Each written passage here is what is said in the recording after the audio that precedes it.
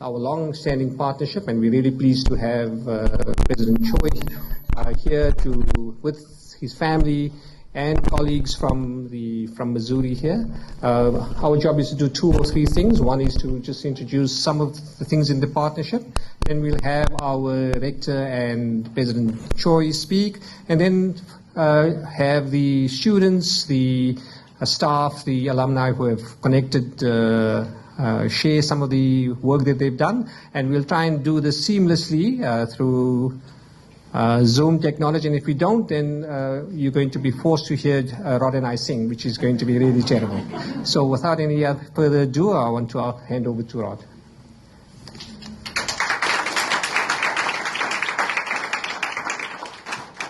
So I'm relying on Umesh's technical skills, and that may be a challenge, but we're going to start by showing a very short video that some of you have seen, but many of you haven't, and it talks about the beginning of this particular partnership. In South Africa, we're having to invent a new society. We're having to invent and imagine what a post-apartheid world would look like, what it would feel like, what its affective dimensions would be. Traveling to Missouri on this occasion of the 30th anniversary of this exchange and partnership, it's given me greater purpose and a more intense desire to pursue a set of possibilities of exchange and partnership that might help us to think our contemporary world. And what the University of Missouri did was, in some respects, just like a number of other universities in the United States. They decided to divest, which meant they no longer invested in any companies doing business in South Africa. But what the University of Missouri also did was different. The University of Missouri decided to invest, and it created the University of Missouri South Africa Education Program. And that program, which started out in a very humble way back in 1986, before South Africa had shaken off the yoke of apartheid, back in 1986, the University of Missouri started to send faculty members here, and UWC sent faculty members over to all 4 campuses of the University of Missouri to do research, teaching collaborations. And because of that partnership, there have now been over 800 exchanges between faculty. There have been student exchanges, and right now we have both journalism students and law students from the University of Missouri who are here. I did a report for President Choi 2 years ago when he became the president of the University of Missouri, and it took a look at the last 15 years of collaborations. And in that last 15 years, there have been hundreds, over 300 publications. There have been a number of books, documentaries, art collaborations as well, and over $40 million in external funds raised as a result of research collaborations. I think there's a lot to be proud of in this 33-year partnership, but in addition to all of those kind of outputs, more importantly, I think there's been a spirit of friendship and cooperation between the faculties and students of both schools, which have inured to the benefit of both schools.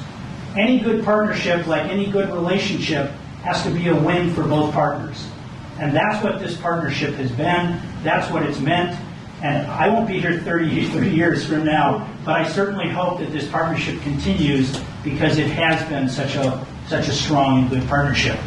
And I was urged by both President Choi and Rector Pretorius not to talk too long because they've been around with me before and they know I could speak for hours about this partnership. But without further ado, I'm going to turn it over to Rector Pretorius and he will make his remarks. Thank heavens that Rod listened because I'm very concerned about I shouldn't take as my responsibility the jet lag of the Choi family, but I do feel it, and I know immediately after this event we have another event in Cape Town, and so I'm forced to keep it short. As you all know, we are here to welcome President Choi and to celebrate 33 years of a flourishing alliance. So I'd like to acknowledge, first of all, President Mun Choi, obviously, Professor Rod Uphoff, all the participants over the 33 years that has come from the University of Missouri system, and all the participants that went to Missouri, which we call the UWC UM alumni. I'd like to acknowledge my UWC colleagues, the students, and also the University of Missouri colleagues.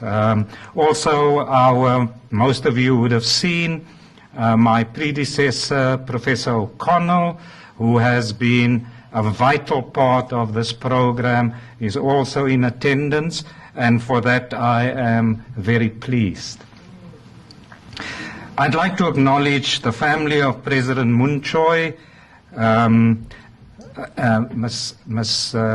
Miss Choi, President Mun Choi's mother, his son and his daughter. And I must, unfortunately, and I hope I'm not going to embarrass you, Mrs. Choi, but I must share a diplomatic incident that happened yesterday.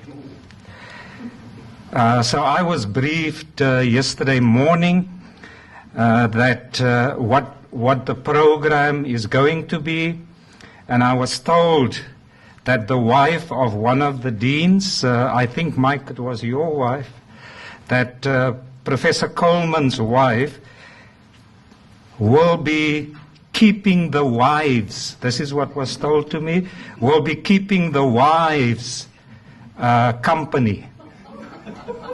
Now, you know, I try to be broad-minded, and I thought I'm going to be politically correct and I'm not going to pry. Maybe Professor Mun Choi is a Mormon. But I then, just as I walked up to greet him, I recalled, but I was only introduced in Missouri to one wife. And I couldn't contain myself, and I blurted out, "So, Mun Choi, how many wives do you have?" What a remarkable and what a unique alliance that has lasted for 33 years.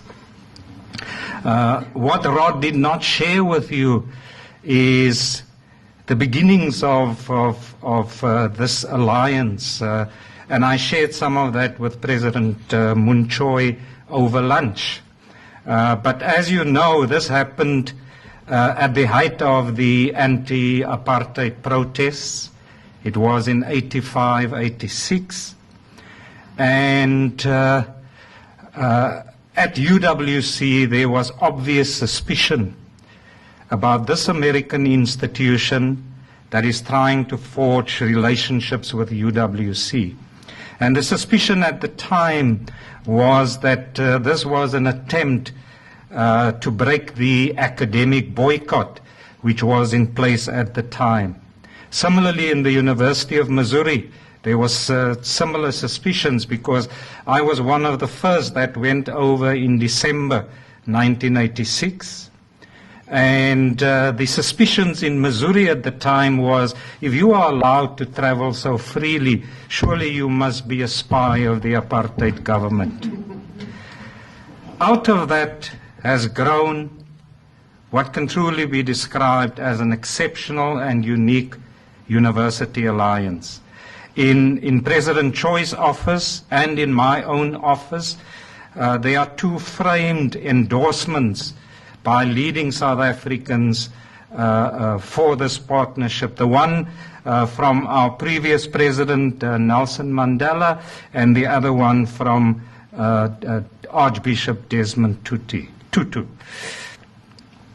Missouri obviously regards this as a very, very important alliance, because, as you know, they're probably the only university that has an embassy and an ambassador in South Africa. The ambassador is Rod, and as you know, the embassy is somewhere in Paarl in the winelands. It's a tradition that every new vice-chancellor at UWC and every new Missouri president visit these two respective campuses. I'm delighted that President Moon Choi is continuing with that tradition. It's his first visit to South Africa.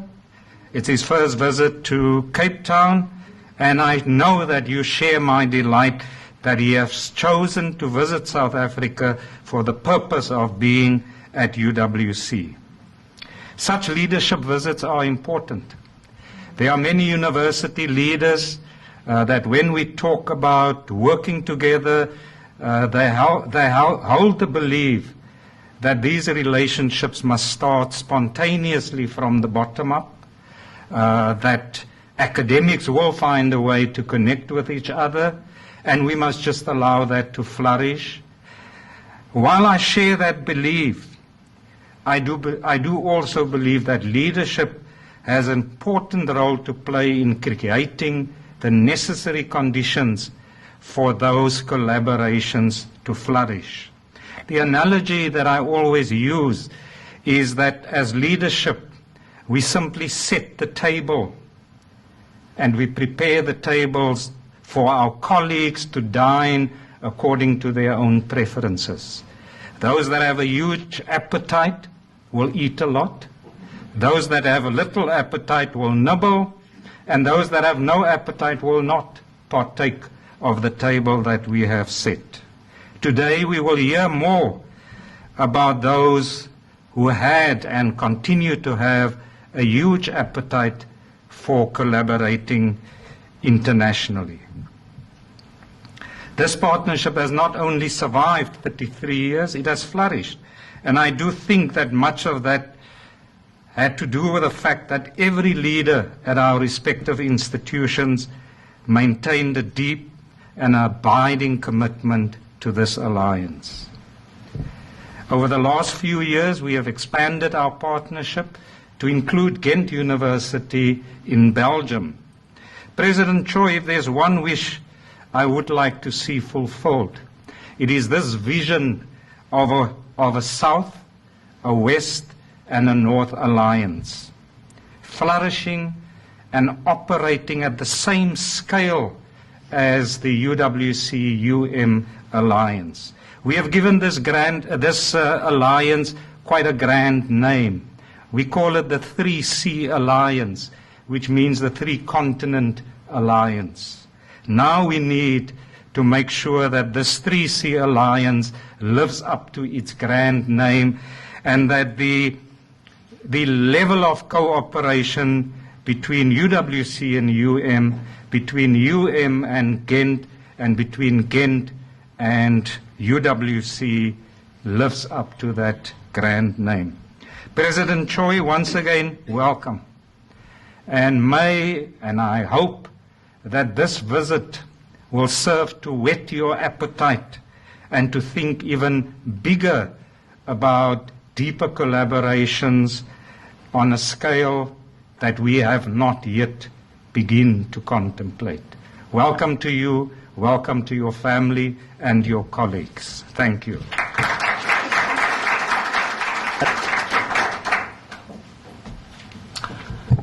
Good afternoon. As the rector indicated, it was a tiring and long trip coming from Missouri, but it's been so worthwhile being here. The reason being is that I was really rejuvenated by this partnership. I knew about the partnership growing out of the struggles back in 1986. I also recognized that there were suspicions on both sides. But what has sustained this partnership is trust. And that trust was built upon over the years by faculty members and students who believed in the original mission. The original mission may have started out at the University of Missouri as a way for an established university with over 150-year history to support a younger university. To say, how can we better support their activities in student success, research, and engagement? But I don't believe that they realized at the time, especially the Missouri leadership, and the faculty about what we would receive in return. What we received was a re-emphasis on the value of education, the value of a university to transform society. And we saw it happen during that period. Imagine the excitement that was here when the yoke of apartheid was broken down. That same level of excitement existed all throughout the United States and at the 4 campuses of our university. This is the reason why I want to see, as a leader of the University of Missouri system, this partnership continue. Culturally, it's been a very exciting visit just in the past 2 days. A few years ago, I had a chance to see a play called The Island by Athol Fugard. And I didn't know who Athol Fugard was, and I didn't know the context of the play The Island. But it was performed by 2 Palestinian actors speaking in English. And 2 weeks before the play, they didn't know how to speak English. So during the play, a lot of the translation or the understanding of the words that they were sharing didn't resonate with me. But it was after reading about the history of the island and what happened in Robben Island that I truly understood the struggles of the people in South Africa. So as I think about the struggles that you faced, and perhaps some small ways that the University of Missouri system has contributed to the success of this university, I am just so proud. Yesterday and today has been eye-opening, for I saw the quality of the faculty, the quality of the students, and the exciting work that is being done right here. When I go back to the university, I'm going to be sharing those exciting ideas that I learned. The fact that you have one of the world's greatest department of astrophysics right here at UWC. The Center for Humanities Research is recognized as a national and international leader when it comes to integrating the humanities to help inform our society's development. It's truly amazing. I want to see those partnerships develop into a deeper partnership for all of us moving forward. So I just joined the university about 2 years ago. I plan to stay in my job as long as I can, but during the next few years, I really want to work with the rector, and you have an outstanding rector who believes, just like I do, about the value of education and the value that the education can have in transforming society. And we've seen it during a generation, just within one generation in this country. I want to be able to develop that partnership to a greater height as we move forward. I just want to share with you a lasting thought that I had in speaking with Professor Davis Coleman, Dean Davis Coleman. He was sharing with me about the exciting research that they do in conservation, in biodiversity, and all of the exciting things that happen. But he shared with me that one hindrance to promoting science and advancing society, integrating technology and the humanities, is the lack of food. And that many students here at the Western Cape struggle to make a decision whether they're going to be taking a taxi to the campus or eating. And together with the colleagues in math, they developed a Saturday program that actually feeds the students, for students who want to come voluntarily, to get math intervention. And then once they participate in that activity, their pass rates in math, as well as retention and graduation rates, move up. South Africa doesn't have the wealth that the United States has. But even in our university, we also have students who struggle. They have to make a case or a choice between buying textbooks or eating. We don't believe that that's a choice that students should make or need to make. So some of the struggles that you face, we face as well. So these are common problems to humanity. So how do we work together to ensure that we provide the opportunities for the next generation of students to succeed, to improve the world in a way that they leave it better than whence they found it? So in addition to my family, I also have many students from the University of Missouri. If I can ask you to stand, we have law students over here, law students. We have, whoa, we got a lot of law students here. Good. We also have journalism students back there, journalism students. And we have a student from computer science and a student from plant scientists, microbiology. They made that long trip. They didn't want to learn about this partnership by reading about it or just doing a Skype call. They wanted to be here to experience it. Many of them are going to be here for several weeks, learning about the culture, the practices, and the educational system in this country. So you may have a seat now.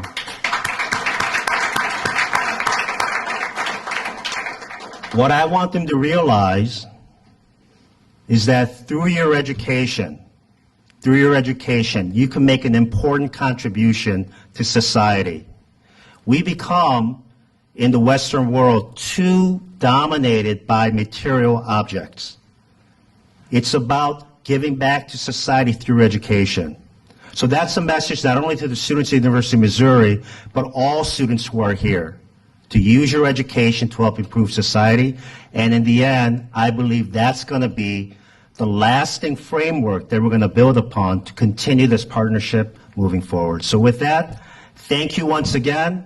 Here's to the next 33 years of this partnership. Thank you.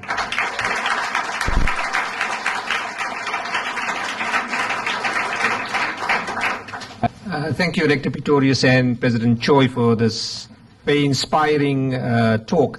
The baton is passed over to the next generation, and that next generation are the young students from University of Missouri and the young faculty who you'll see via our digital platform, the Zoom Skype call, and we're going to ask them to come over and welcome you to do your presentation. But we have here also Kay Gao and Sam McIntosh, who are the young students who have done work here on building a robot, and we're going to give you guys the opportunity to be able to speak and chat about that.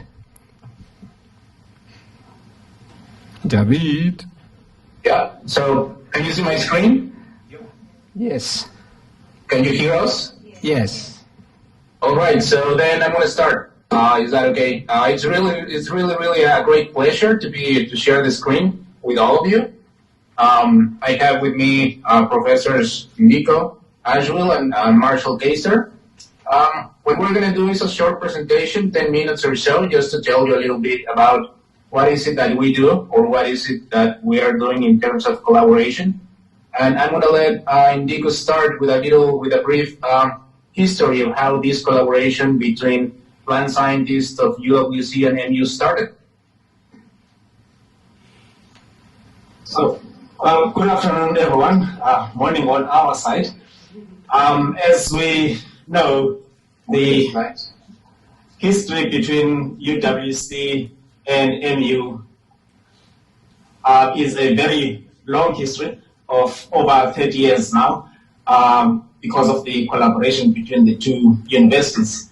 But the collaboration between the plant scientists of MU and UWC started as a result of my interaction with Robert Sharp, and that was because we had put in an application for a grant through UMSAID to link both Robert and I to work on responses of maize to drought.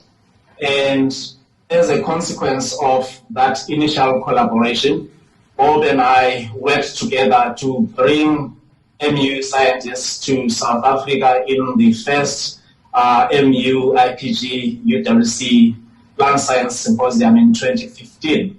And the aim of that was, in addition to bringing the plant scientists from MU to those at UWC, to also get South African plant scientists from the different universities in South Africa to interact with the scientists from MU. And that was fortunately kindly supported by the Center of Excellence in Food Security through interactions between myself, Dean Davis Coleman, and Professor Julian May. And that interaction has enhanced the ability of scientists or plant scientists from MU to have an impact on plant scientists from UWC and the other way around. So consequent to that interaction, we then decided as MU plant scientists and UWC plant scientists to come together again not so long ago in April 2019 in order to follow on some of the collaborations that we have had. But we also decided that because the Chinese University of Hong Kong is a partner with the Center of Excellence in Food Security, it would be a good thing to form a trilateral relationship between the three universities. And so that was seen as a way to continue the interaction between South African plant scientists and MU plant scientists with the inclusion of the Chinese University of Hong Kong. And with that, I will not talk much about the science. I'll leave that to my three colleagues, and so I'll hand over to David.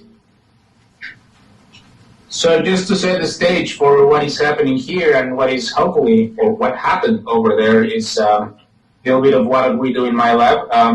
My lab is in the Division of Plant Sciences, in the Life Sciences Center more specifically, and we're interested in understanding how plants accumulate nutrients. We are very interested in food security, food safety, and I think those two words resonate no matter where you are. So we want to make plants more nutritious. We want to make plants also safer to eat.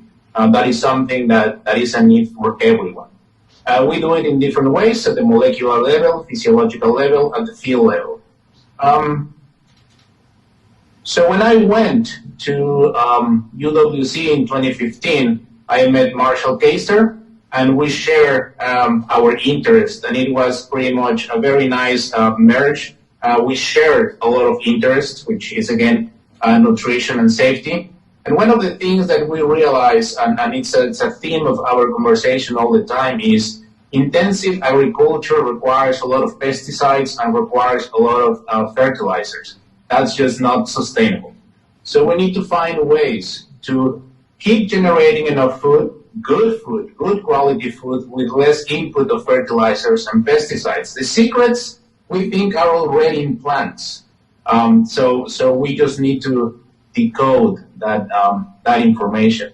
At the same time, in South Africa, there's a lot of mining issues, right? There's a lot of contamination.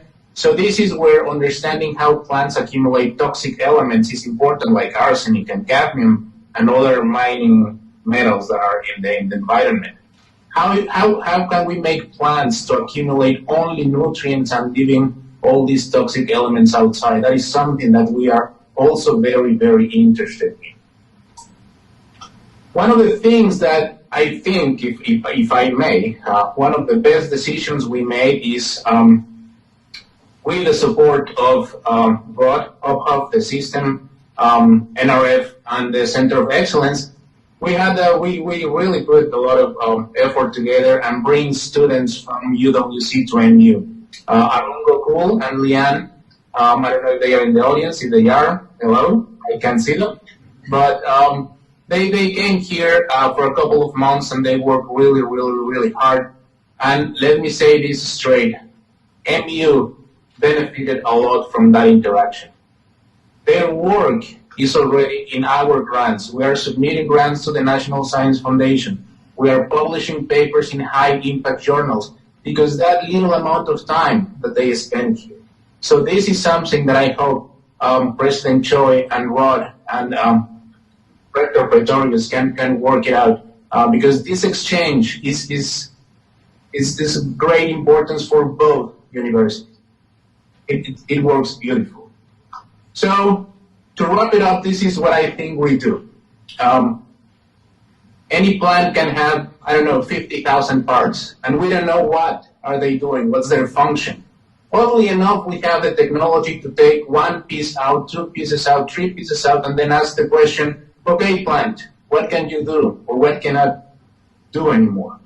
But just think about the amount of effort, 50,000 different combinations. That requires a lot of effort And that was the reason why we were prompted to bring automation into our research. And that's why Kay and Sam are over there. And this is something that I started in my lab a couple of years ago. I am very, very interested in merging different disciplines. We speak different languages, engineering, computer sciences, plant scientists. We don't necessarily talk the same language or speak the same language. And I want to really integrate these disciplines. Because as you probably saw, you're going to see in a couple of slides, when all these three disciplines come together, pretty cool stuff happens. And one of the cool stuff that happened was this little robot that has different names. I don't know what's the official name right now, but this is something that we developed here at MU, and we are delighted to share with UWC and with other institutions, because this, I think, is going to speed up the pace of research. Follow me on Twitter, if you can see my tag. We love followers. And with that, I'm going to pass it to Marshall Kaiser. So David loves his robots. And so when I came here in 2016, he took me around and showed me a lot of the various robots that he's using to screen many plants against heavy metal stress. So we decided to build one over at UWC to look at our plant's response to various stresses, not only to heavy metals, but salt, drought, and pathogen infection. But one of the major problems in agriculture currently is the over-reliance on fertilizer. And this fertilizer, like David said, contains the nutrients, but they are also metals. And so they leach into the environment, and they are detrimental then to the environment. And the fertilizer also costs a lot of money. So companies spend a lot of money to buy the fertilizers, as well as smallholder farmers does not have that money. So therefore, the collaboration extended into looking at bacteria and fungi as a means to make biofertilizers, which we think are more safe and which will bring down that cost. So this can have profound impacts on food and nutrition security in the world. So, but we require technologies to screen hundreds or thousands of bacteria and fungi candidates for crop promotion activities. Therefore, we look at ways to adapt the current robot, which we are using for plant phenotyping. We wanted to mold that robot for bacterial and fungal phenotyping. So I spoke to Sam. That was Sam and Kay. It was probably like 10 minutes, and we came up with this crazy idea that we can now make a robot to screen bacteria and fungi. And they really think that this is possible. So the aim of robot number 2, which you can see on the screen, which is our prototype, would be to trace bacterial and fungal growth over time in order to identify the best candidates for our fertilizers. And the plates show some of the growth promoting activities which we screen through in the lab. This is not automated. This is by hand. So students spend a lot of time on the bench. And these plates contains phosphate and zinc, so the bacteria can solubilize phosphate and zinc, which is two important nutrients for plant growth and development. And this is often found in fertilizers. So this video shows a time-lapse experiment of bacterial and fungal growth on an agar plate. But we don't have that capabilities. So if Sam and Kay, David, and the collaboration can pull this off, then we can do a similar thing that what you are seeing on the screen. And if we are successful, then we can couple that to high throughput screening, and then we can identify candidates with the best activities on the previous plates which you saw, as well as the time differences in activities for the various candidates. And I will hand over to Dr. Clay. Thank you, Marshall. So, given the successes and progress made by plant science researchers at UWC and FU in the last couple of years, I really got excited and wanted in. So in 2017, I traveled to MU in search of a collaborative partner that shares similar research ideas. And after interesting discussions with colleagues at the IPG, I found a collaborator in Walter Gassman. And he is currently the interim director of the Bond Life Science Center, and is a professor in plant science. His research focused on studying plant inner community in Arabidopsis that is challenged with bacterial pathogens. However, for our collaborative project, we will move away from the bacterial pathogens and rather focus on fungal pathogens. So the pathogens of interest that we will be studying are those pathogens that cause detrimental effects on economically important food crops. So the long-term goal would be to transfer the knowledge we obtained from studying these model crops like Arabidopsis and transfer that information with all these answers to these crops in a quest to make them more tolerant or resistant to these disease-causing pathogens. So the setup of this new phenotypic robot that Marshall and David has talked about also got me very excited. Reason being is that we can use that as a valuable tool in order to study changes in roots as well as studying the entire root biology in real time. So I'm not going to say a lot because we don't have a lot of time, but all I can say is I'm really excited. I'm sure my colleagues here are super excited. So the last message I'm giving to you is watch the space. Thank you. So with that means that you hear us. That's a good thing. That concludes our little presentation. Let me just say that the partnership has been going for 30 years. However, the plant science partnership is fairly young. So I'm going to share the same thought that Ashwell said. We are really, really excited, and I can only look forward to see where we move together. This is great.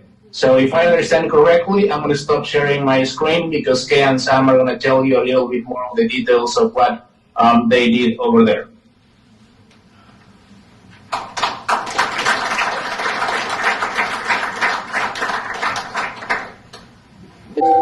Okay, hi everyone. Thank you for your time. This is Dr. Samuel McInturf. He's from US and he earned his PhD from Missouri and he's now working as a postdoc with Dr. Mendoza on plant nutrition and building phenotyping robots. And of course, this is then Kay Gao. He earned his master's from the University of Missouri and is currently a PhD student in the laboratory of Dr. Bunyak, and he does computer vision. So as you can tell, this, especially with the preamble we got, you can tell where this is going to go. So in our laboratory, we are very concerned with how roots grow for sort of obvious reasons. Big healthy roots, big healthy plants, gets food on the table. But we need to know how the genetics works along with the environment in order to get those big healthy roots. Problem is, they're underground, cause a lot of problems. So kind of a simple example is if you don't give a plant iron, it gets small. Pretty straightforward. If you give it too much nickel, it also gets small. But this is kind of a different look. It's a different feel, and it's really hard to measure. It's easy to describe, but hard to measure. Is this working? All right. So, if you told me a few years ago, how am I going to go about getting a good measurement of these plants in a way that is scientifically reasonable, I would have a real hard time doing that. And I would just tell you, just put a dot on a plate, as the plant's growing, and then measure it along. Is it okay if I don't use this? It's feedbacking. All right. So, if you ask me, how do we quantify and reproducibly measure these changes? Oh, it's that guy. All right. So, if we need to do this, how are we going to do it? And the answer is kind of simple. We just build a robot. Okay. So this is sort of what we look like. We have a nice case to keep everything contained. We have a nice backlight, and we have a nice camera. But that doesn't really do a whole lot for us. So this is what it looks like in motion.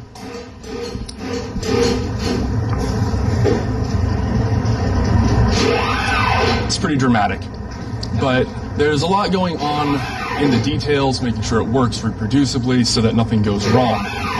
And this is really great for us because all of a sudden we can grow our plants here for 2 weeks, subject them to different environmental stresses, different genetic factors, and tease out these phenotypes that are going to allow us to increase yields or otherwise remove toxins from the soil. But then it turns out you get all these wonderful pictures and they sit on your computer and maybe you make a GIF. And what do you do after that? Oh yeah, you call K. So now we have the data. The question is how we analyze the data. And you can clearly see the roots are growing there, and some of them are growing faster than the others. So to solve this problem, we develop a in-house software that uses computer vision to detect and also quantify the roots. So we do image normalization to make sure our software is invariant to illumination changes, and also we compute second derivative and some other fancy computer vision stuff that involves a lot of mathematics. And we use different colors from a color map to highlight the root locations, so we can have an idea not only about how long the roots have grown, but also how fast they're growing. So this is the data we used to have before. This is just at one single time step for one plant. This is data we have right now using the Sambeer one, this fancy imaging machine.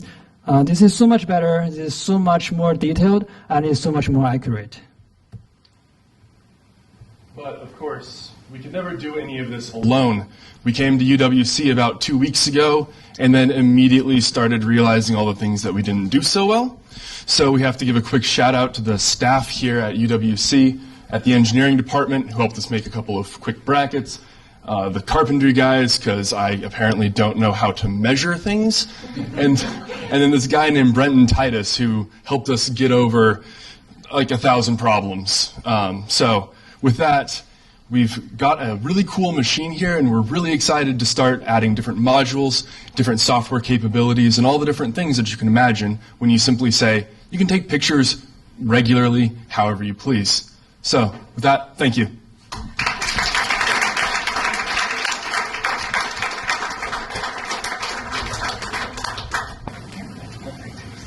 Perfect. You can just make it flip. So, good afternoon, ladies and gentlemen, and thank you very much for this opportunity to share our research. Of course, my greetings to President Choi. I have to remember the protocol, and to our own Rector Pretorius, and to everyone present. Just very quickly, when I listen to the names of the students who are there now and who were there last year, last year was my first visit to Mizzou, and you know, South Africans like to eat. And so I met the students from life sciences, and typically here in South Africa, life sciences and natural sciences don't naturally speak to each other. You know, we have two buildings. And so we were forced to live in the same res, and we were forced to share the same kitchen, and they started complaining. Now, I guess they started complaining because they saw the mom in me. And I said, okay, kids, let's fix this problem. Let's have lunch together. And so we cooked our meal together, and we actually learned more about each other's research in the kitchen than we knew when we were back home. My only regret is, Umesh, that we had to complement it with a bottle of Cabernet Sauvignon from Australia. We couldn't find a South African wine in Walmart. So with that introductory notes, my name is Priscilla Baker. I'm a senior professor at the university, but also a research chair holder, as I explained to Professor Choi earlier, in the area of analytical chemistry, specifically for systems and processes related to emerging pollutants. So within that broad context, we do a number of things. There we go. When I come to Mizzou and I meet the colleagues over there, I usually share with them our beautiful campus, first of all, and then, of course, who we are. And we are housed in the chemistry department as a research group within chemistry department called Sensor Lab. Sensor Lab was founded about 15 years ago by Professor Emmanuel Ivuaha, who is also a Saatchi chair in the area of nanoelectrochemistry and sensor technology. And over the 15 years, if I can just summarize in the interest of time, we have been able to achieve a lot of successes and advance electrochemistry both at the university in our country and also internationally. So we represent electrochemistry in the country on the council called the South African Chemical Institute, which is the highest authority that recognizes chemists and engineers in South Africa and provides accreditation. And so on this council, I served as the chairperson for the electrochemistry division. This has grown over the years to have hosted a number of conferences, and in the coming year, in August of 2019, we'll host the biggest electrochemistry conference in the world, I believe, because it's born in Europe, but it also encompasses the American colleagues. In competition, yes, with the American Chemical Society and the Electrochemical Society of America, but we also have their support for the way in which we arrange our meetings, and they're coming to South Africa in August of this year. A big thing for us in electrochemistry, of course, at the beginning was to recognize the deficit of the female representation. And so through programs offered at national level, at university level, we have worked together to promote not only ourselves, but our students, the work that we do that can accommodate women, because electrochemistry is one of those beautiful chemistries that requires no heavy lifting. Although in my day as a master's student, I have lugged gas cylinders up to Cape Point, so it can be done. It doesn't require any major exposure to toxic chemicals on a daily basis. We work at very small quantities. Nanochemistry, we work in encapsulated environments in terms of our experimentation, and this is very attractive for both genders. And so, of course, the challenge is to get both genders to work together and play nicely. So that's our current challenge. But it was encouraging also for the colleagues and students at Mizzou to see that we do engage socially, that it's not just academically driven, that we're not just an institute with a political agenda, but with a holistic agenda to develop our students in every aspect of life. And so I have to, of course, capitalize on the opportunity to advertise our meeting in August. But Professor Tim Glass from the chemistry department has already expressed an interest to come and explore following the collaboration, which I will share with you, perhaps using the conference as an opportunity to travel to South Africa. So it's not completely out of context. In 2019 was our first visit. We were hosted by Professor Sheila Grant in the engineering department, and so of necessity had to structure our project so that it was more materials based, and we started introducing electrochemistry. Sheila Grant's husband, David Grant, was actually the real man of the moment for us, because he helped us set up the box and all the equipment to do our spinning. But we managed to do this successfully, and I'll take you quickly through what we try to do. So in terms of the chemistry, polyamic acid is a polymer, and a polymer is something with a regularly repeating chemical structure that you can immobilize at an electrode interface from our purposes. Polymers are also many other things. And so we started with the synthesis of polyamic acid, evaluating it for sensors and many other applications, and we've published some of these. But we took it to Mizzou in two different forms. So we tried to introduce it by teaching them how to make it and actually synthesizing it in the lab, and then taking it to the next level. So we teach electrochemistry by demonstration and also through one-on-one tutorials as necessary. The student that you see in the picture is, of course, Siyabulela Hamka, who's at the moment also in Mizzou. Yeah, so he's there for his second stay. During his first stay, before he left, he had already started spinning the polymers with the assistance of some other spinning equipment at partner universities. But the challenge for us was to get a freestanding polymer film of nanofibers. And at the time with Mizzou, they also have this program of international guests coming in, and one of the seminars was actually at the time for engineering, focusing on introducing a rotating platform to align these nanofibers so that you can have controlled orientation and not just a network of nanofibers. This is still a challenge, but it's something that Dave and Sia was looking at, and we were talking with Sheila. The infrastructure is available at Mizzou. The time wasn't sufficient to explore it because a lot of the equipment would have to be dedicated. What we did set out to do, though, I proposed the following conceptual idea or diagram, let's say, for a sensor. So sensors are what we do. And we said, let's take these screen-printed electrodes and directly deposit the polyamic nanofibers onto them. So this we had successfully demonstrated here, and we repeated there.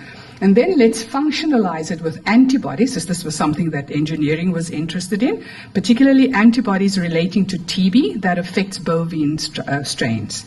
And so they looked at trying to immobilize the antibodies into the polymer during spinning. It's similar to the concept that we know from polymer science as molecularly imprinting. And we got as far as imprinting the antibody into the nanofibers, but unfortunately our time ran out, so we're very, very anxious to go back. We tried to bring the two projects together in the new year, but of course it doesn't work like that. So this is something that we would like to follow up, because we believe that in doing this we can produce sensors that can, through immunosensing protocols, recognize the substrate in a very selective and a highly sensitive way, and this is useful for early disease detection and also for early monitoring before onset of epidemics or a level of disease that destroys animals and that affects humans as well.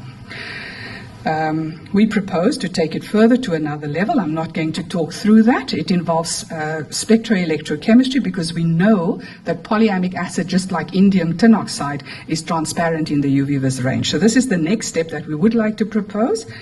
And if all goes well, there is my slide of motivation and advertisement for Siyabulela Hamka. He's just submitted his PhD thesis. And so while he's waiting for his corrections, he's now in chemistry department. He loves Mizzou. He wants to come back to Mizzou. Sia said to me, all our students, we like to send them out during PhD. And Sia said to me, Prof, you just work with the Europeans. Send me somewhere where they speak English. And this is how we got to the international office, and with Umesh's help, managed to send him the first time. So he really enjoyed it. He's integrated well. You've met Sia now in the short term that you've been there. You'll know that he's perhaps not the best orator, but he's so confident and so excited to share what he does, and he felt at home in Mizzou. And I think that's what we want for our students, an environment that builds them up, even if they have weaknesses in some areas, but that, you know, promotes the growth of the whole student in that area. So we also spoke to Tim in terms of the next project, which I'm just very quickly, in the interest of time, going to kind of just hop through the cartoons for you. So Tim Glass, in chemistry, as you may know, he is an organic chemist, so he works on cucurbiturols. That's the formal name. I'm just going to call them CBs. They're these big circular molecules, which I'll show you in a minute. And they use them as receptors for ligands which they design, and then the ligands are used for sensing of glucose or other sugars, and they use typically fluorescence to monitor this.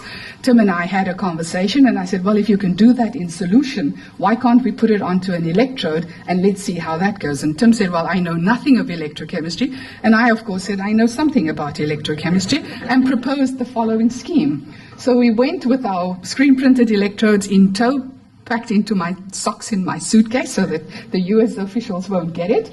And we arrived to, to use these materials that they had. So we tried with the CB to immobilize it by studying it, the products, it's characterizing it. We got it to function, to bind the ligands, and we're now at the spot where we can say, yes, the ligands have electrochemistry that we can use, which made Tim very happy. We're also at the spot where we can say, yes, the ligands are binding to the CB at such and such a level, because this was a problem for them. And we're now, and so you can see the reproducibility there. If there are any other analytical chemists in the room, we like our error bars, so there they are. And we're now at the point where we're using the self-assembled layer, so using the CB molecules with the ligands that they've designed to detect the sugars in solution, and using direct and indirect protocols to determine quantitatively differentiating also between sugars. This is a lot to be done again in the very short time that we have, but we've brought some of that knowledge home. So CBs is commercial, you can buy them. And on this side, we've started training some students to work with CB8 and CB5. And Tim is in agreement that he would like to follow up on that. And so we've identified Dr. Francis Muya is the the substitute is not a nice word, but he's in place of the chair, so he works very closely with me. And Ms. Dilnawaz Abrams is one of my PhD students. Again, Prof, anywhere where they speak English. So the Americans do have an advantage. And Tim is happy to host us, so we will definitely put in an application for the next round of these sort of interactions. We've planned it a little bit better this year, so before Sia comes home, we will have the draft of the paper ready so that we can do the revisions both sides, because the electrochemistry worked very nicely and we had a better time plan knowing how the last visit went. We would like to go back and work with Sheila, but it's an opportunity to put our wish list out there, isn't it? So there's some pictures of Sia in the lab and enjoying Starbucks. I know South Africa's mad about Starbucks, so I have to mention it. They have Starbucks on campus. Fantastic. So yes, and not very far from chemistry.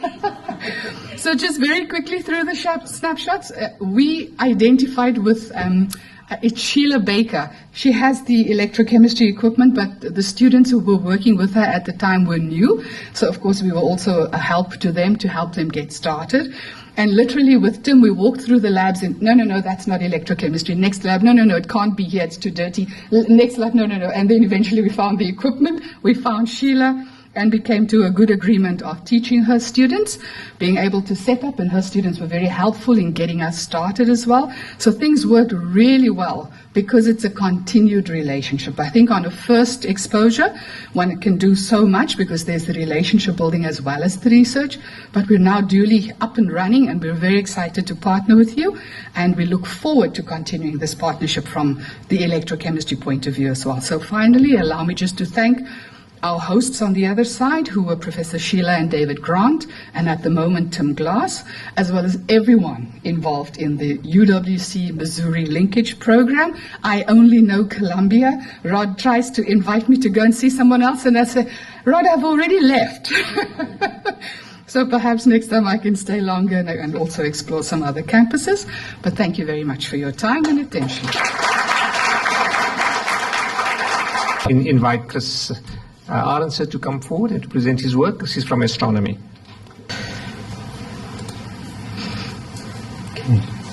Okay. Thank you so much for this opportunity to present some of our work in the physics department, and also good afternoon to everyone, especially Prof. Choi and our management from the university. So I'm going to talk about the partnership that the Department of Physics and Astronomy has had with the University of Missouri, specifically the Columbia campus. Being a condensed matter physicist, that will take up the majority of my talk, but I'll mention some other aspects of our collaborations as well. So I'll just give you a brief background or rather information on our department, and then talk about the condensed matter physics exchange project that we have, and also mention the other exchanges, and then finally end off with acknowledgements. So our department has established research groups in nuclear physics, condensed matter physics, which includes nanoscience and nanophysics, physics education, plasma physics, and also astronomy. So also the department hosts national flagship postgraduate programs. This is the nuclear science program, material science program, the nanoscience program, and we're also part of the national astrophysics training platform. Then in conjunction with that, we also host 3 Saatchi chairs, 2 in astronomy and 1 in nuclear physics. We also host the Center for Radiocosmology, 1 joint SK chair with University of Cape Town, and this is in big data astronomy. And then we also host the Inter-University Institute for Data Intensive Astronomy, IDIA, and they are the guys responsible for big data science too. And then in our department, in terms of equipment, we host a state-of-the-art deposition system for nanostructure synthesis, thin films, etc. We also host the first high-resolution transmission electron microscope in Africa in our building as part of the electron microscope unit. And then the purpose of this equipment is in the end to manufacture devices for renewable energy, for thin film transistors, etc. Then towards the end of 2017, 2018, our department, Professor Nico Osei, he was heading a team that secured 35 million rands from the National Research Foundation for a detector system for nuclear physics experiments that will be set up at Itemba Labs, which is about 20 kilometers from the university. With that in mind, our department has been rated or ranked number 1 in physical sciences for Africa. This was from June 2015 to May 2016. And for the 2017-2018 period, UWC Astronomy and Astrophysics was placed 3rd in South Africa, 162nd in the world, and for physical sciences, also 3rd in South Africa, and 494th in the world. Now, this is quite an accomplishment in my view, taking into account the history of our institution. And this is due to good strategic planning and some other factors there. So just to say some very basic pointers on the different research groups we have: the nuclear and environmental physics. So we have basic nuclear physics, but also environmental physics, and these are the people that develop methods to go into the mines, to your homes, to detect radon, etc. And this is a potential collaborative project with Missouri University of Science and Technology, and there's some discussion of someone coming to visit us this year. The condensed matter physics group, our focus here is to design, model, synthesize, characterize thin films and nanostructures with very specific applications. South Africa, we have an energy crisis, and photovoltaics is, in my view, we are blessed with sun everywhere, so in my view, that's the only way to go. There's wind and some other sources, but that's another presentation. Then the important part here is that we need to understand the fundamental structure property relationship of your material. Once we understand that, we can exploit those properties for the application that we need. So there's fundamental physics. This is where our human capital development efforts go into. This is the deposition system that we secured funding from the NRF and UWC. With the system, we have basically 5 chambers. In each of them, we can deposit different materials. We use a variety of gases to do that, but it's the yield. I have an MSc student who called me last night, actually, or out this morning, to tell me he managed to get a 100% yield, which in my view is impossible. For growth of a specific material, so we're very excited about that, but still I need to investigate that. And the lab in which this equipment is hosted, it's the only one of its kind in Africa, because we have signed off by the municipality of Cape Town for the types of gases that we use, which are extremely dangerous, like phosphine and diborane and silane. But the important part is that we adhere to all the safety protocols, and it is truly the only lab in Africa that has that safety in place. Anyway, then we also have a very strong physics education group. The focus there is on the extended curriculum program. Then we do research into how do we understand physics and science, etc. And then we also have a part-time course developed by my colleague Mark Herbert that we offer to physical science teachers, and this is really where the community involvement comes into play, which brings me to the next bullet. There is our collaboration with Missouri, with Mira. She's on her way probably now to continue with the workshops that she and Mark hosts for the teachers in the Western Cape region. And then there's astronomy. We have focus areas in cosmology, computational astrophysics, the SK and the Meerkat, galaxy evolution, radio astronomy, and also stars. And these are just some pictures of the postgraduate programs that we have. And this is one of our astronomy students who's now an NGAP staff member, who's presenting to the current president of the country. He was then the deputy president. Okay, so about the project. So my interest as a condensed matter physicist is in developing material that can use and absorb the energy of the sun and convert that to electricity. The plan there is to make it as cheap as possible. It must last as long as possible, so stability has to be good, and also the power conversion efficiency should be high. Now that is a challenge, and it's been a challenge at least up until now. One material that has come to the fore in 2009 is these organic perovskite solar cells, And what's impressive of this type of material, it went from a power conversion efficiency of about 3% to 23%, and this is in something like 10 years time span. So immediately with the advice from our Dean, Professor Davis Coleman, and we had a discussion on this type of material, being the chemist that he is, I then embarked on this project.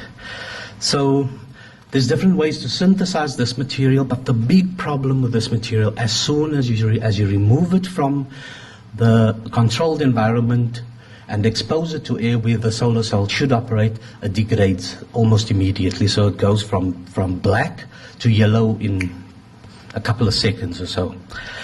And this has been the problem for this material. That's why I don't see it in the market yet. So my specific expertise is in thin film growth, or rather chemical vapor deposition, and then we explored that technique. And in the end, to address these challenges, we basically have to find a technique to make this material stable, even if it is at a lower efficiency. So this then brings me to why we have this partnership with the group at Columbia. Is our expertise is basically in thin film growth, electron microscopy. We have ion beam analysis techniques with the Temba labs, etc. But our major hurdle was the device manufacturing. We are able to produce these films one by one, but to put them in a device, that has been the challenge, and this is where the group at Missouri University is strong. So I've been there in 2019, earlier this year in January. Been there for a month. What we managed to do in a week's time is to set up a deposition system based on this model. I don't have any pictures yet. There may be some intellectual property that should be protected there. But we managed to set up a system, a deposition system, where the group at Missouri University can deposit these films now. And because of that, we can then, they send samples to us and we send samples to them, and then we do the characterization and the device manufacturing. So basically in the end, not to bore you with the details, we managed to get a solar cell. It is stable. It's more than 12 months now. That film is still as black as the day that we deposited that film. The efficiency is 4%. Which may be a challenge, but it's a remaining 4%, and that's the important part. So we are now embarking on a project to actually improve this efficiency. The other major challenge with this type of device is that it has lead in it. So I currently have an MSc student who's co-supervised by someone at Missouri University working on reducing the lead content of this. So that's one of the projects going forward. So the history of our exchanges with the department actually dates back to the mid-80s, I think. There's some people who has visited.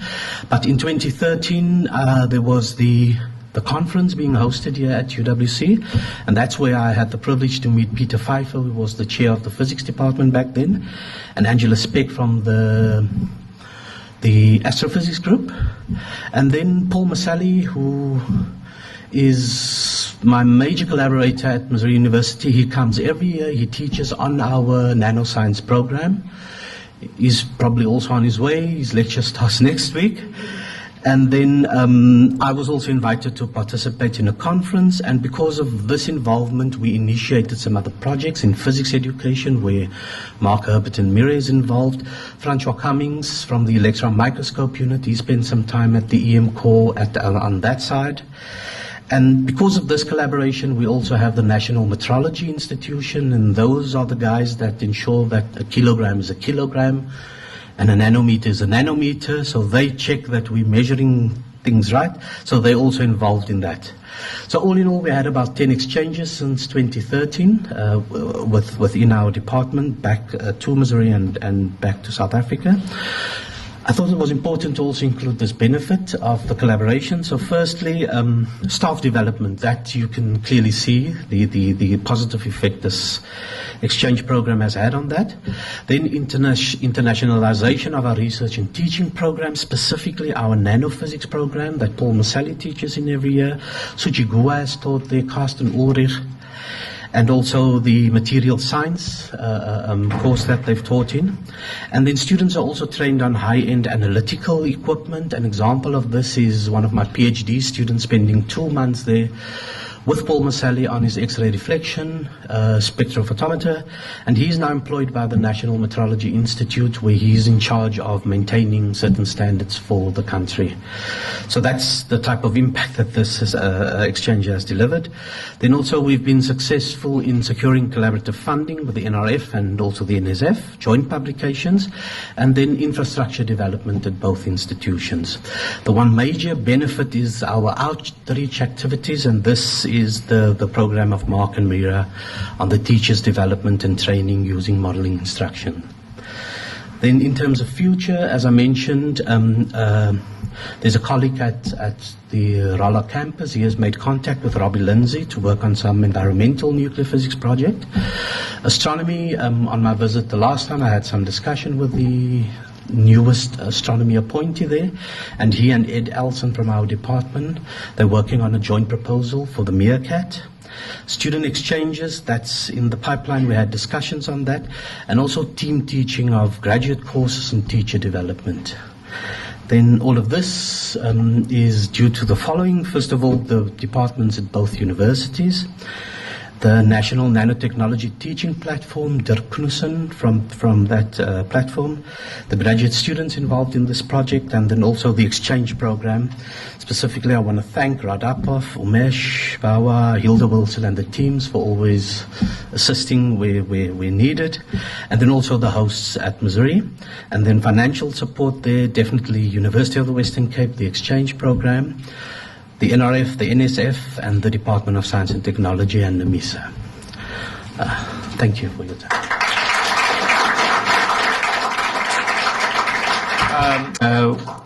We're near the end of our time today. I'm just going to try and connect with Lisa Wagner, who is also connected with us on Wagner. Okay, Lisa, I can lip read as well. Lisa has also joined us on the Skype call. And Lisa, can you hear? Your mic is muted. Hello, Umesh. Yes, we can hear you. Welcome. Remarks, very nice that you guys are back from the field, and just a few minutes just to speak with our colleagues here. Prof. Rodapov is here, the rector, as well as President Choi.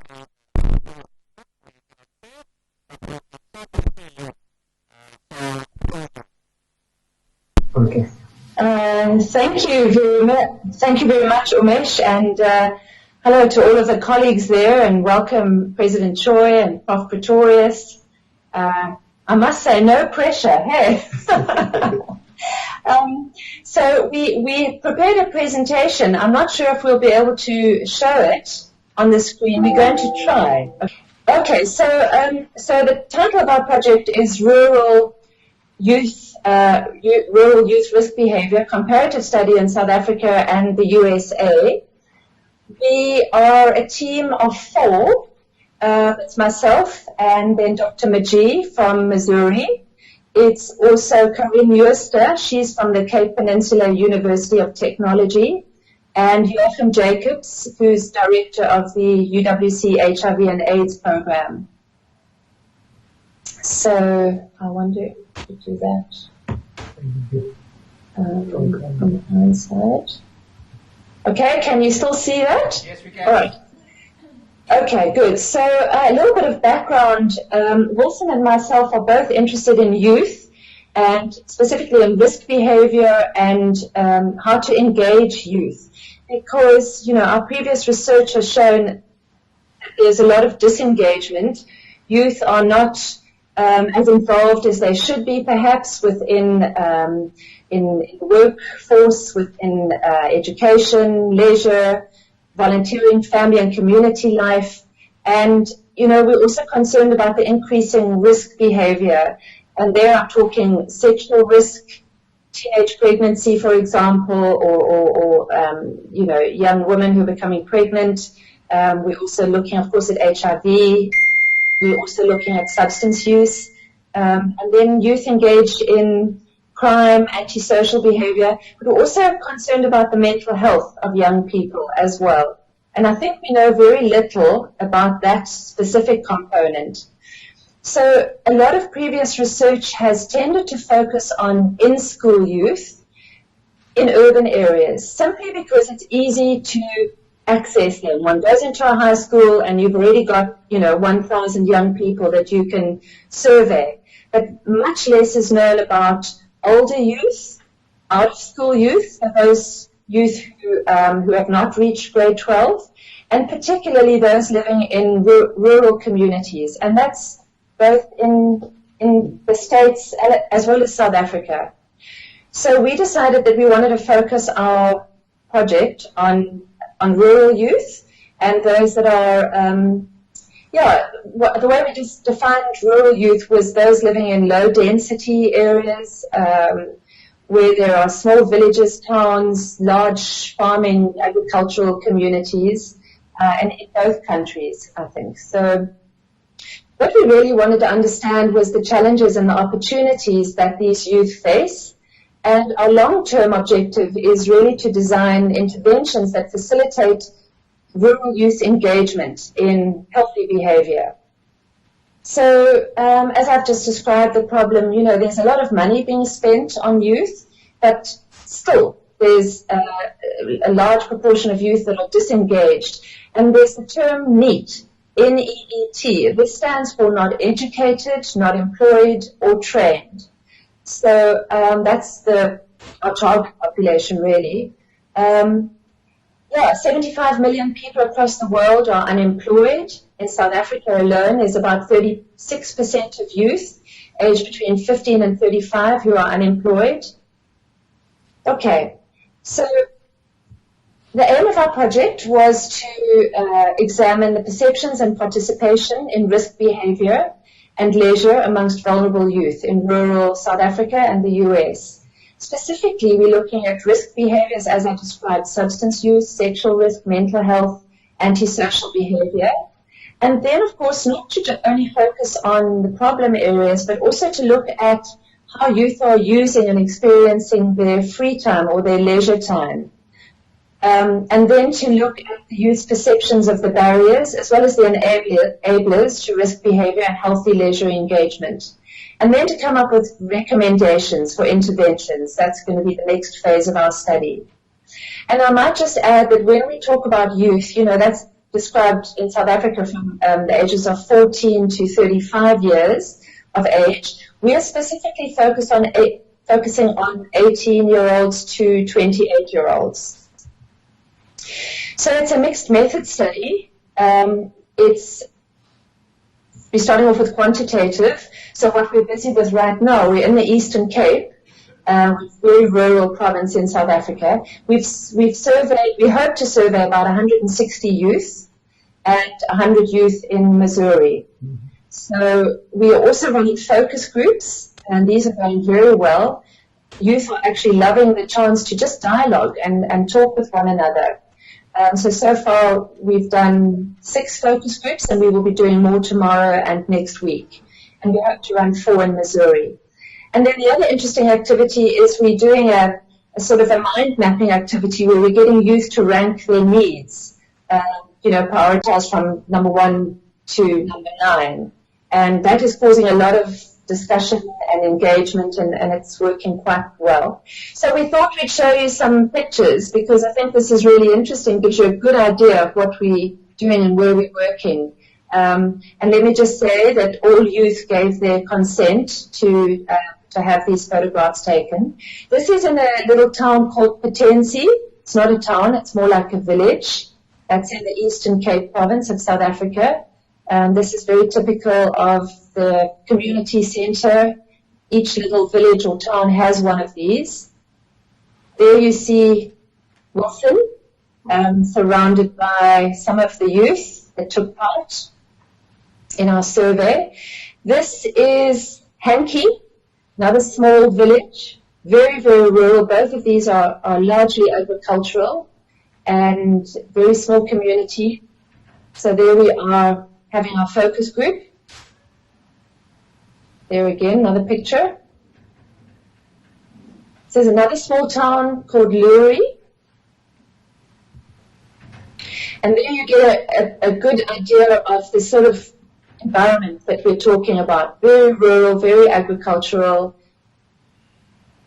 dirt roads. That's the main road in Thornhill.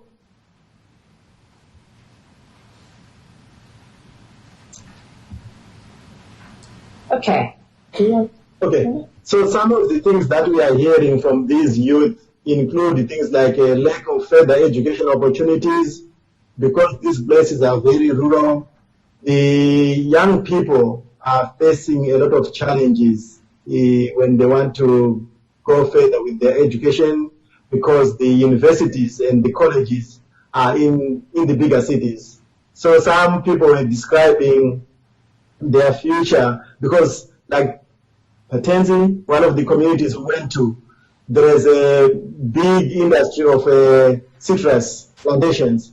So they were saying our university is the University of Citrus. We are going to work where our parents are working, and that's the life we are destined to live. So those are some of the descriptions we are hearing from the young people. They are saying there is no scholarships for university education, no outreach services from local universities, and some describe situations where some of the courses subjects they want to take high school are not even offered. Courses like biology, maths are not offered in the local schools, which is already eliminating them from pursuing higher education opportunities. The other issue they are talking about is lack of role models. Adults and community leaders are involved in risk behaviors, just like the young people. So Monday to Friday, parents are working, but Friday to Sunday, they are drinking and smoking and doing all unhealthy behaviors. Poor parenting is another issue that came up. Youth at home alone, again, parents are mostly at work, and during weekends they are busy with the recreational things like maybe drinking and doing other things. Lack of entrepreneurial opportunities was a major issue in most of these rural communities. Young people are saying we don't even have access to internet.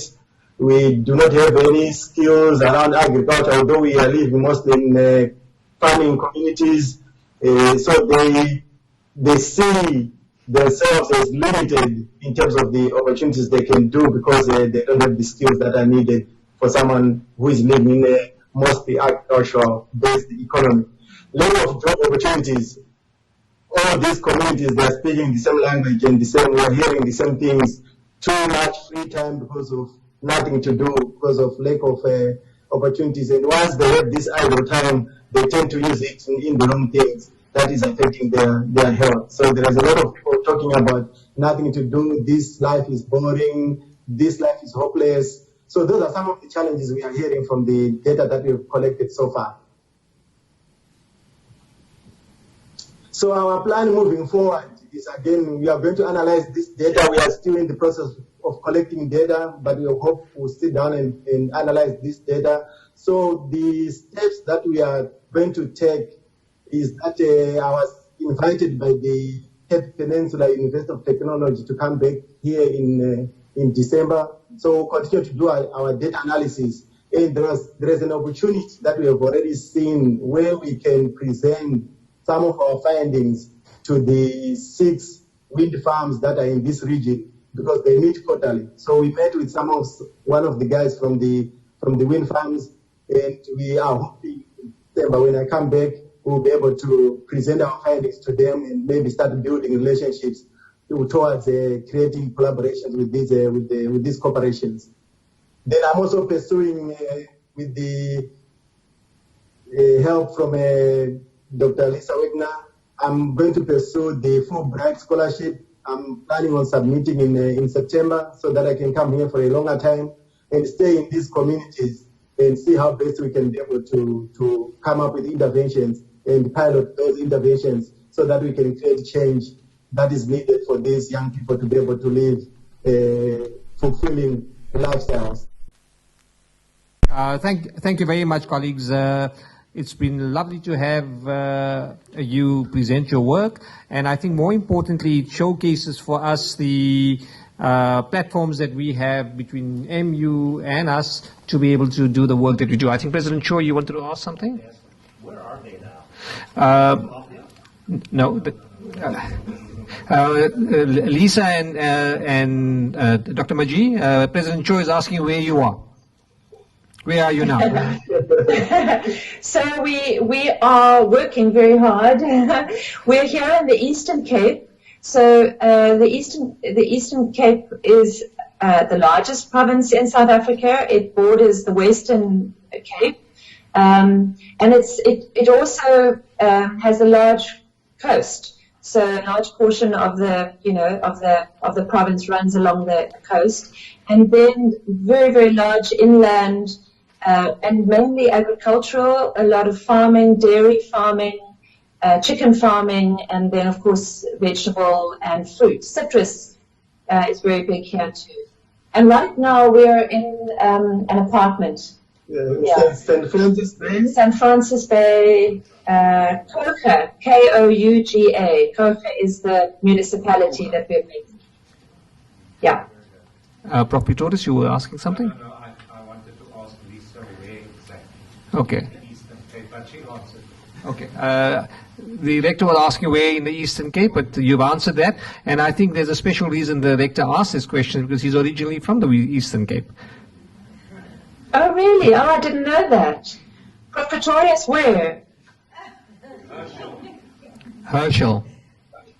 Okay. Okay. All right.